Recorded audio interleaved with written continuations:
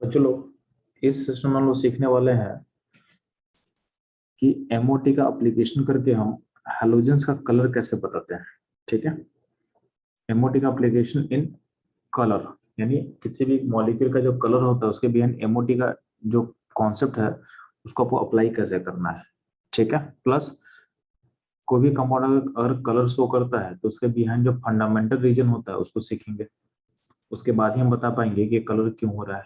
ठीक है, तो आगे बढ़ने से पहले सबसे पहले हम सीखते हैं कॉन्सेप्ट ऑफ एनर्जी लेवल, जो कि हम लोग ऑलरेडी कवर कर चुके हैं एटॉमिक स्ट्रक्चर चैप्टर में। तो बस वहां से मैं बोरो कर ले रहा हूँ। ठीक है, तो आपको मैं पढ़ा चुका था कि हाइड्रोजन का जो एनर्जी लेवल होता है उसका फॉर्मूला क्या होता है जी। तो हाइड्रोजन का एनर्जी लेवल जो होता है nth ऑर्बिट का एनर्जी लेवल का फॉर्मूला होता है -13.625 Z square by n square होता है। ठीक है, अगर ये हाइड्रोजन, अगर बोलते हैं कि ये था हाइड्रोजन लाइक एटम के लिए, तो अगर एच एटम के लिए क्या होगा, तो एच एटम के लिए जेड हो जाएगा, जेड हो जाएगा 1 हो जाएगा, यानी उसका एनर्जी लेवल का फॉर्मूला क्या हो जाएगा -13.625 बाई एन स्क्वायर हो जाएगा, बाई एन स्क्वायर हो जाएगा। ठीक है, बाई एन स्क्वायर हो जाएगा। ठीक है, अब ध्यान देना, अगर हम एन को वैल्यूज पे पुट करते जाएं तो आपका जो हाइड्रोजन का जो एनर्जी लेवल होता है उसका वैल्यू जो आपको ऑलरेडी मैं याद करने बोल चुका था, तो वही मैं यहाँ पे लिखने वाला हूँ। आपको पता है कि हाइड्रोजन का लेवल अगर फर्स्ट लेवल होगा तो एनर्जी कितना होता है, तो -13 पॉइंट, यहाँ पे थोड़ा सा चीज को चेंज करना है, यहाँ पे 8 लिखा उसको 3 कर दे तो हो जाएगा 3। तो बेसिकली आप इसको कर सकते हो 3। ठीक, तो हो जाएगा N1 का एनर्जी लेवल कितना होगा, तो -13.625 होगा। ठीक है, N2 का एनर्जी लेवल का वैल्यू कितना होगा, तो -3.4 होगा। N3 का वैल्यू कितना होता है, -1.51 होता है। ठीक है, ये सारा इलेक्ट्रॉन वोल्ट में है। ठीक है, N4 का वैल्यू तो -0.85। ठीक है, N6 का वैल्यू क्या होगा, N5 का वैल्यू होगा -0.54, N6 का वैल्यू होता है -0.38। और लास्ट में देखेंगे तो अगर हम n इनफाइनाइट करते हैं, यानी आपके सेल नंबर को करते हैं इनफाइनाइट, तो एनर्जी होता है जीरो, एनर्जी होता है जीरो, एनर्जी का वैल्यू हो जाएगा जीरो। यानी हम बोल देख क्या रहे हैं कि जैसे से हम ऊपर मूव कर रहे हैं, जैसे से हम सेल नंबर बढ़ा रहे हैं, जो एनर्जी का जो गैप है डिक्रीज कर रहा है। जैसे मान ले कि N1 इंटू का जो गैप है उसका वैल्यू ऑलमोस्ट 10 के आसपास होगा, उसका वैल्यू ऑलमोस्ट 10 के आसपास होगा। ठीक है, N3 इंटू का गैप कुछ घटा, कुछ गैप घटा, तो हम क्या देख रहे हैं कि जैसे हम सेल नंबर इंक्रीज करते हैं ना, तो adjacent सेल के बीच का जो एनर्जी गैप होता है घटता है। तो यहाँ से मैं सीख सकते हैं कि अगर हम n को इंक्रीज करते हैं तो एनर्जी गैप जो है डिफरेंट सेल के बीच का क्या होता है, डिक्रीज करता है। क्या करता है, डिक्रीज करता है। तो अगर आप n को इंक्रीज करेंगे तो डिफरेंट सेल के बीच का एनर्जी गैप क्या होगा, डिक्रीज करेगा। क्या होगा, डिक्रीज करेगा। ठीक है, इतना समझ में आ गया। अब हम लोग सीखते हैं कलर का जो कुछ कॉन्सेप्ट है वो समझ में आना चाहिए। एक तो कलर व्हील मैं सिखा रहा हूँ आपको। आपको पता होना चाहिए जो व्हाइट लाइट है, व्हाइट लाइट कितने लाइट से बना होता है, तो व्हाइट बना होता है टोटल 7 लाइट से बना होता है। ठीक है, तो विबग्योर, VIBGYOR, तो आपको व्हाइट लाइट इन सारी लाइट से मिलकर बना होता है।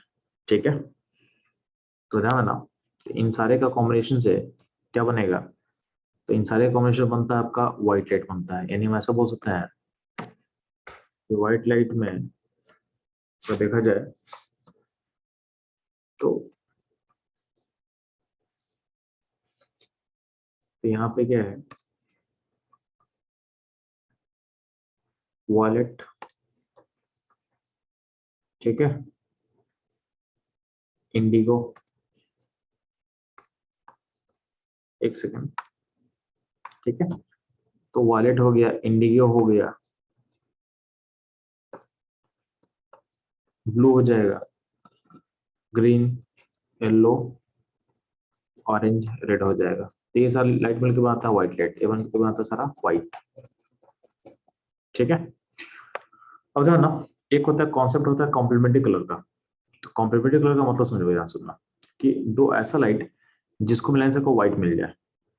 मेरी बात समझो कि दो ऐसा लाइट जिसके मिलाने से व्हाइट बनता है उसको बोलते हैं हम लोग कॉम्प्लीमेंट्री कलर। तो यहाँ पे लिखा हुआ है कॉन्सेप्ट ऑफ कॉम्प्लीमेंट्री कलर का मतलब ये होता है कि on mixing which gives white colour.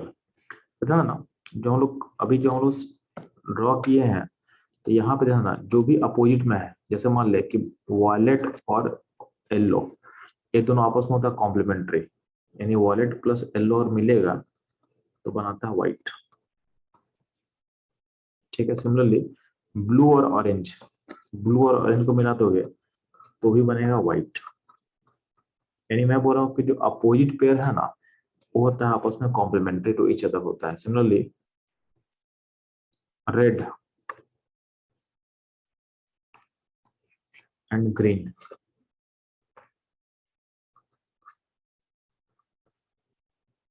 मिलके बनेगा व्हाइट।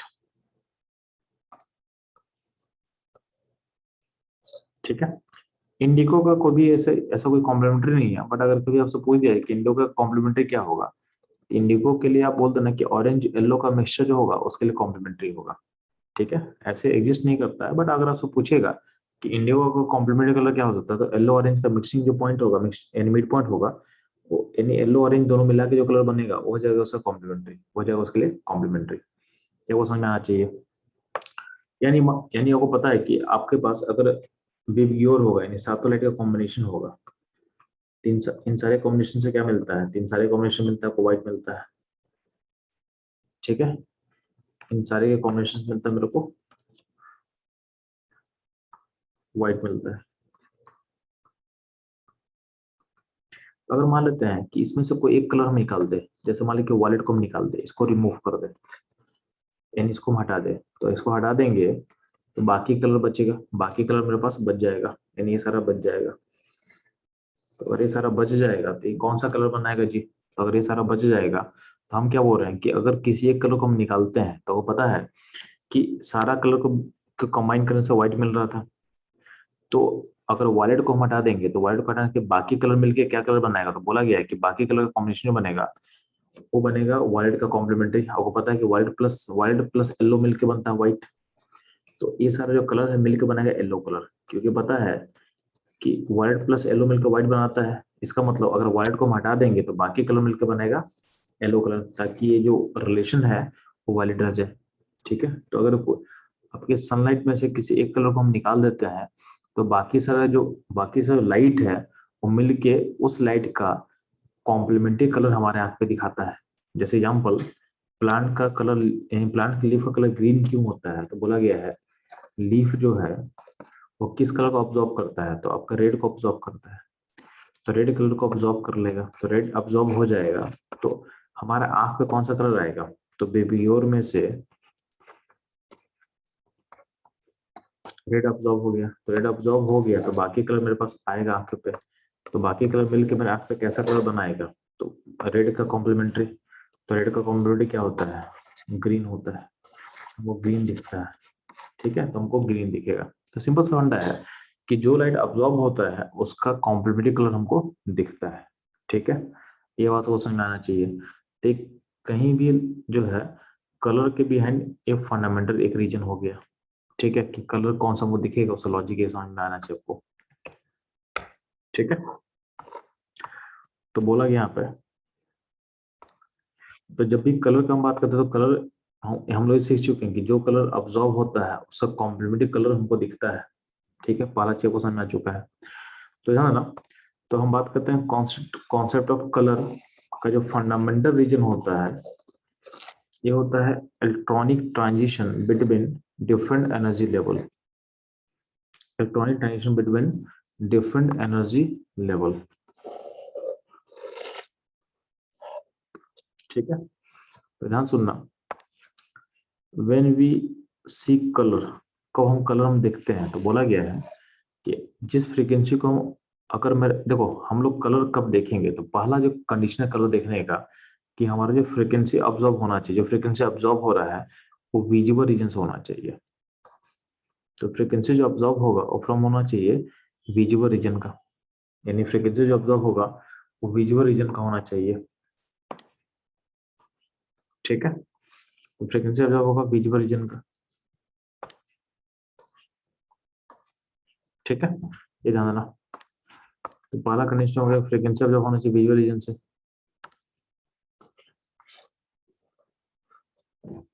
ठीक, जो सेकंड हो गया, तो पॉइंट है कि पहला बोला गया जो फ्रीक्वेंसी ऑब्जॉर्व होगा विजुअल रीजन का होगा तभी वो कलर दिखेगा। और अगला पॉइंट बोला गया है जो फ्रीक्वेंसी ऑब्जॉर्व होगा उसका कॉम्प्लीमेंट्री कलर मुझे दिखेगा। तो हम लोग बात कर चुके हैं इस पर हम लोग ऑलरेडी। ठीक है, अब होता क्या है कि जब भी हम बात करते हैं किसी भी कलर का, तो ध्यान देना किसी मॉलिक्यूल में एनर्जी लेवल होता है, एनर्जी लेवल होता है। तो एक होता है लो एनर्जी लेवल जिसका यहाँ पे लिखा हुआ है LEL। एल का मतलब होता है लो एनर्जी लेवल, ये हो गया LEL। ठीक है, और एक होता है HEL। HEL का फुल फॉर्म होगा हाई एनर्जी लेवल। तो कहीं भी क्या होता है, जब भी आपके पास मॉलिक्यूल होगा तो मॉलिक्यूल में इलेक्ट्रॉन्स होगा, इलेक्ट्रॉन का अपना एनर्जी लेवल होता है। तो उसमें क्या होगा, एक होगा लो एनर्जी लेवल, एक होता है हाई एनर्जी लेवल। तो होता है कि आपका जो इलेक्ट्रॉन होता है जब भी कोई फ्रीक्वेंसी ऑब्जॉर्व करता है, तो हम लोग पढ़ चुके हैं कि फ्रीक्वेंसी ऑब्जॉर्व करके ये जंप करता है अपने हाई एनर्जी लेवल पे।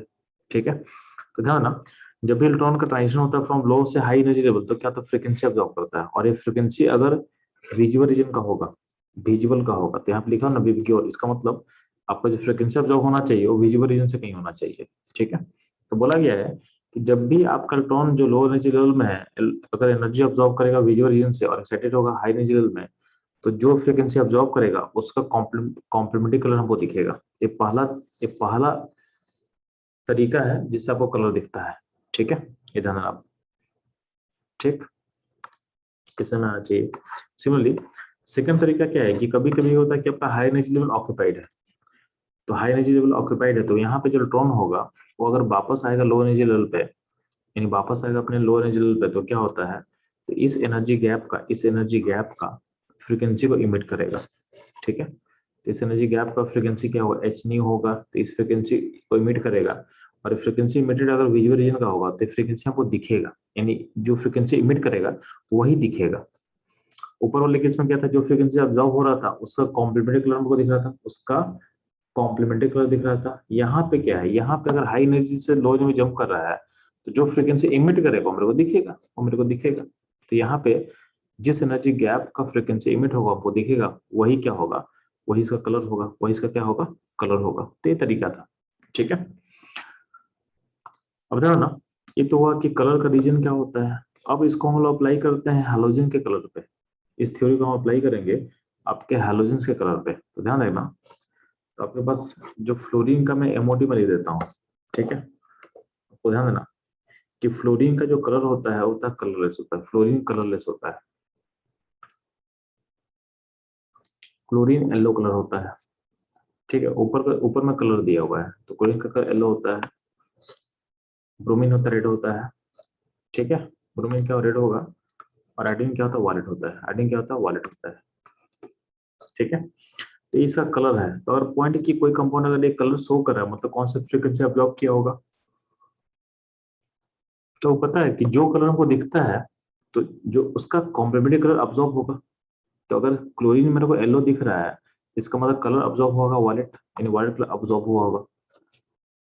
अगर ब्रोमीन रेड दिख रहा है मतलब कौन सा कलर अब्जॉर्ब होगा ग्रीन कलर अब्जॉर्ब होगा। और आयोडीन अगर मुझे वॉलेट दिख रहा है तो कौन सा कलर अब्जॉर्ब होगा, तो अब्जॉर्ब होगा येलो कलर अब्जॉर्ब होगा। ठीक है, तो यहाँ बोला कि आखिर इनके कलर का रीजन क्या बोला गया, कलर का रीजन क्या होता है, ध्यान सुनना। आगे बढ़ने से पहले आपको फ्लोरीन का एमओटी पता होना चाहिए। तो फ्लोरीन का जो एमओटी होता है, यानी फ्लोरीन का जो ऑर्बिटल एनर्जी होता है, उसमें हम क्या पढ़े थे कि उसका जो पाई स्टार 2px होता है, लास्ट का मैं बात कर रहा हूँ, पाई स्टार जो 2py होता है उसमें इलेक्ट्रॉन फिलअप होता है, सीमा से 2p में इलेक्ट्रॉन नहीं फिलअप होता है। तो अल्टीमेटली क्या होता है, तो फ्लोरीन का ए लेवल ऑक्यूपाइड होता है, पाई स्टार लेवल ऑक्यूपाइड होगा, और ये होता है अनऑक्यूपाइड, यानी ये हो गया आपका होमो, ये लेवल हो गया आपके लिए होमो, और बगल का लेवल जो हो गया लूमो। अल्टीमेटली ये हो गया लूमो। जितना भी हेलोजेंस होगा ना, मानते हैं कि क्लोरीन के लिए होगा, इसको हम एक्सटेंड कर सकते हैं क्लोरीन में। तो क्लोरीन में होगा क्या, तो फ्लोरीन में अगर पाई पाई पाई 2 2px 2py है, तो क्लोरीन में क्या हो जाएगा, पाई स्टार 3px 3py हो जाएगा। यानी होता क्या है कि पाई स्टार लेवल जो होता है, पाई स्टार लेवल जो होता है वो हो गया, हो जाता है होमो, और जो सिग्मा स्टार लेवल होता है हो गया लूमो, सारे सारे हैलोजेंस के लिए। इलेक्ट्रॉन कहाँ से कहाँ मूव करेगा, इस पाई से स्टार से सिग्मा स्टार मूव करेगा, यानी ये हो गया आपका हाई एनर्जी लेवल, ये हो गया आपके लिए हाई एनर्जी लेवल, और ये हो गया आपके लिए लो एनर्जी लेवल लूमो जो है। ठीक है, तो इलेक्ट्रॉन जो होगा पाई स्टार से सिग्मा स्टार में क्या होता है, जंप करता है, क्या होता है, जंप करता है। ठीक है, इलेक्ट्रॉन जो है पाई स्टार से सिग्मा स्टार में क्या होता है, जंप करता है। ठीक, तो ध्यान देना। तो इसके कारण क्या होता है, कहीं ना कहीं कंपाउंड क्या होता है, कलर को शो करेगा, कंपाउंड कहीं क्या होगा, कलर को शो करता है। ठीक है, अब ध्यान देना। तो आप ये बात समझो, यहाँ पे जब ये समझ में आया कि पायस्टर होमो हो गया किसी भी हैलोजन के लिए, और सिग्मा स्टार उसके लिए लूमो हो गया। ठीक है, तो होता है क्या, आपको पता है कि फ्लोरीन में जो two two pi star and two sigma star है, क्लोरीन में आपके लिए three three pi and three sigma star होगा, यानी थर्ड सेल का, यानी फोर्थ सेल का, यानी फिफ्थ सेल का। तो यहाँ ना कि जैसे जैसे हम ऊपर मूव करते हैं, हम लोग एक कॉन्सेप्ट हम लोग सीख चुके हैं कि जैसे जैसे आपका सेल नंबर बढ़ता है, आपका जो एनर्जी का गैप होगा घटेगा। तो जैसे मान लेते हैं कि यहाँ पे जो गैप है, ये गैप काफी ज्यादा होगा। जैसे थर्ड में गैप क्या होगा, यानी सिग्मा से पैसा गैप क्या होगा, जैसे हम आगे मूव करेंगे डिक्रीज करेगा, एनर्जी गैप क्या होता है, डिक्रीज करता है। ठीक है, यानी फ्लोरीन से लेकर जब तुम आयोडीन तक मूव करोगे तो एनर्जी का जो गैप है पाइस्टा सीमा का, वो क्या होगा, डिक्रीज करेगा। वो क्या होगा, डिक्रीज करेगा। तो डिक्रीज करेगा तो फ्रीक्वेंसी अब्जॉर्ब भी क्या होगा, फ्रीक्वेंसी अब्जॉर्ब भी क्या होगा, डिक्रीज करेगा। जैसे जैसे आप मूव करोगे इधर से इधर में, तो एनर्जी का गैप डिक्रीज कर रहा है, एनर्जी का गैप डिक्रीज करेगा किसके बीच में, पाइस्टा सीमा के बीच का।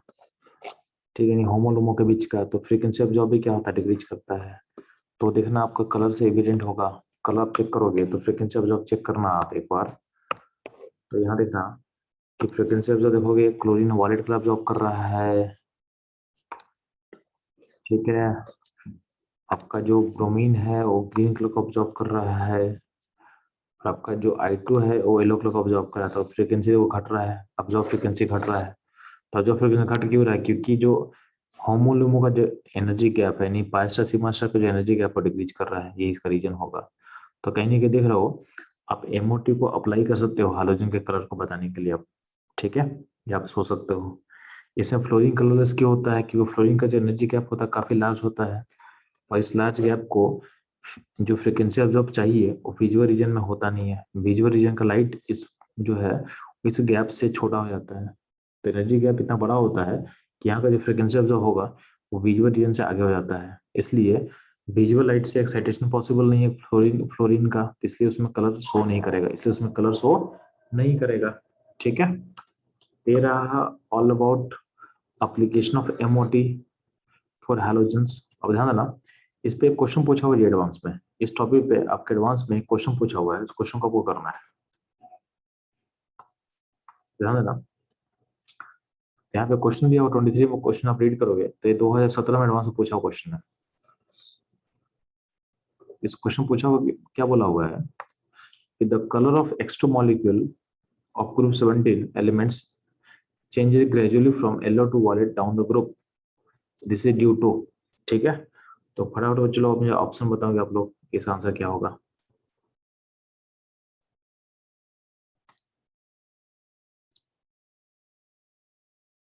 ध्यान में चलो,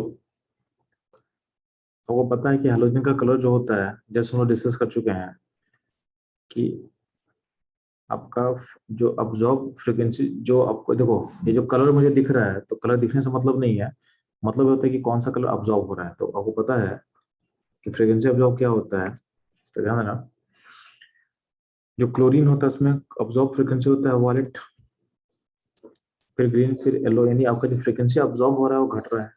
ये घटने का रीजन क्या था, क्योंकि इसके बीच का जो एनर्जी गैप है, एनर्जी गैप डिक्रीज करता है, यानी पाई स्टार एंड सिग्मा स्टार का एनर्जी गैप घटता है। और ये क्या होता है, ये होमो होता है, यानी जो पाई स्टार होमो होता है और ऊपर वाला लुमो होता है, तो होमो लुमो का एनर्जी गैप क्या होता है, घट रहा है। इसका जो आंसर होगा, इसका आंसर ध्यान देना, इसका आंसर क्या होगा, तो आपका ऑप्शन नंबर 1 होगा एक, और ये ऑप्शन नंबर होगा डी। माइस्टर होमो लेवल होता है, माइस्टर लूमो लेवल होता है, उसके बीच का एनर्जी कभी क्या हो रहा है, घट रहा है। तो 23 का आंसर ऑप्शन क्या होगा, ए एंड डी होगा। ठीक है, तो इसके साथ बच्चों लोग हम लोग एम और टी थ्योरी को कंप्लीट करते हैं, यानी कवर हो चुका है। तो सारा एस्पेक्ट जो होता है मॉलिक्यूलर थ्योरी का वो कवर हो चुका है अपना। ठीक है।